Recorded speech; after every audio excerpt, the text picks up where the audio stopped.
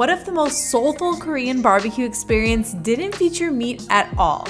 I'm Eunice, and today I'm going to show you where you can grill up vegan bulgogi, king oyster mushrooms, and vegan shrimp that still has the iconic K-BBQ sizzle. And we'll learn how a plant-based menu can still honor tradition without losing flavor, so let's check it out.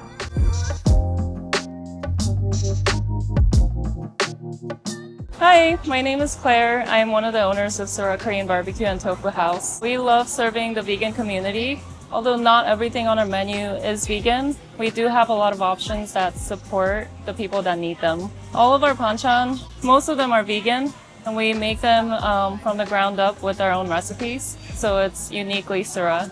I'm all about a holistic lifestyle, and for that, balance is key. So having the plant-based option is a way to make it accessible, is a way for us to help people stay in harmony through food. A lot of people have misconception that vegan food doesn't have any flavor, but if you look at our kimchi, for example, it has a lot of things in it to make it really flavorful.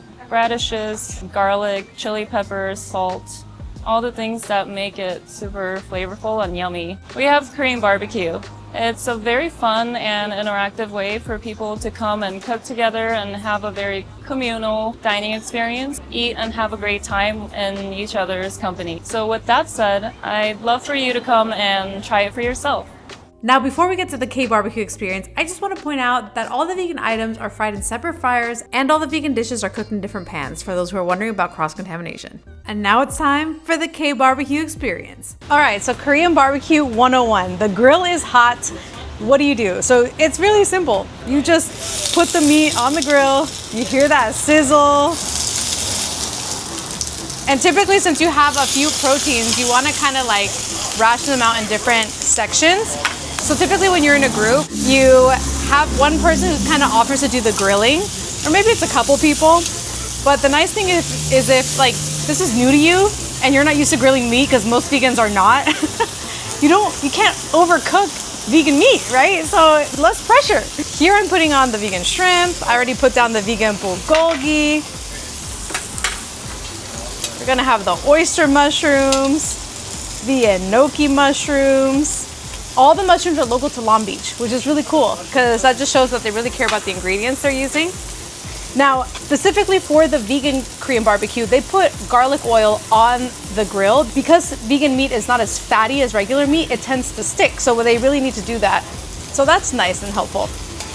The other nice thing is if this is something new to you, the staff will often do some of the grilling for you to show you at the beginning. So that's always nice. You kind of give it turn every couple minutes to your desired liking. I also like it sometimes when it gets really crispy and charred, which is nice. And of course you have all the accompanying banchan and the other entrees like the japchae noodles, the tteokbokki, the dumplings. So this is a feast. Right now we have the large because I wanted to show you guys the full extension of what you guys can get. I'll show you the price right here for the small and the large. The small feeds 3 people easy. It says 2 to 3. You have to be 2 very hungry people to eat that one, but I've eaten it with 3 people and you still have leftovers. So this one, the large one, it can feed up to 6 people or maybe even more. It seems pricey when you see the total, but when you split it between a lot of different people, it's really not that bad. So I'm just turning it here until I got my nice desired likeness. Ooh, look at this. Tell me that doesn't look good. So while that's grilling, the hack that I like to do is the skewered rice cakes and place it on the grill to make them extra charred. Especially since I've been filming, they kind of got cold, so that's me warming them up. So now that this is done grilling, let's go for the taste test. Okay, so now we're gonna try our bulgogi. It is nice and charred. Same with the shrimp. The enoki mushrooms are very well done. And then the oyster mushrooms. I just love that it's a whole plethora of mushrooms. You can have your mock meats, which are great, but then they also have mushrooms that are hearty, right? It's nature's hearty meat substitute, which I love. Something that's great to eat is the rice wraps. You can also eat it with perilla leaves. They don't have the perilla leaves here anymore. They used to, which is great, but they were very herby, and it's very traditional in Korea too to eat with perilla leaves. So I'm kind of bummed they don't have that. But I'm gonna go ahead and put this here, which is delicious. I'm gonna add a little kimchi. This is already rice wrapped, so I don't have to add rice. I'm gonna dip it in the little sauce here. They give you 3 different sauces.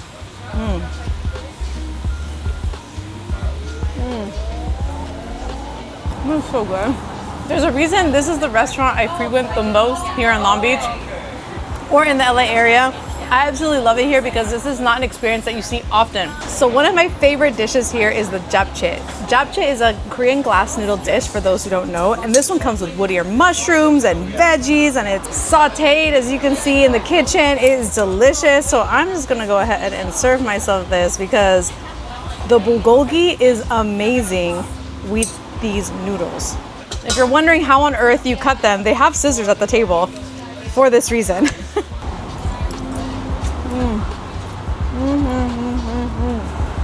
Those japchae noodles are so flavorful.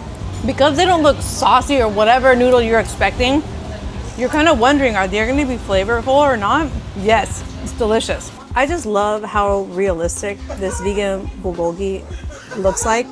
The brand is Unlimeat for anyone wondering, and it's mostly soy and wheat flour. And it's a very clean ingredient blend for the most part when you look at the ingredients. So for those who are gonna hate on the mock meat, it's still good for you, okay?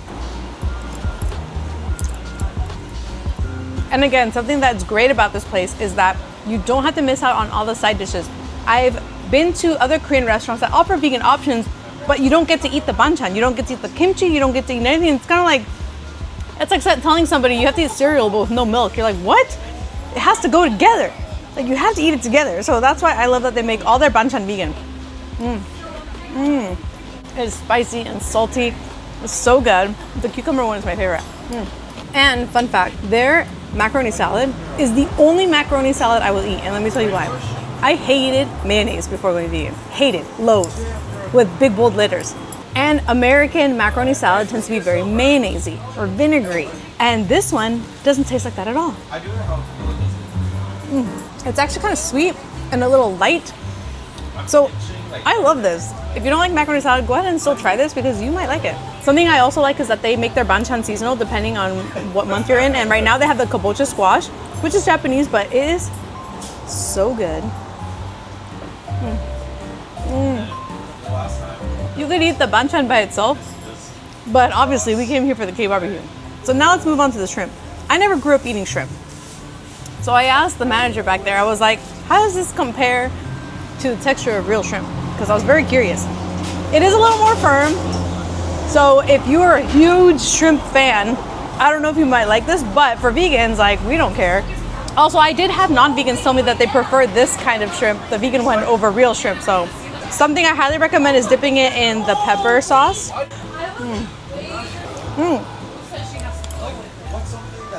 You can't have Korean food without rice. They go through 50 pounds of rice per day. These are fried rice cakes in like a spicy gochujang style sauce.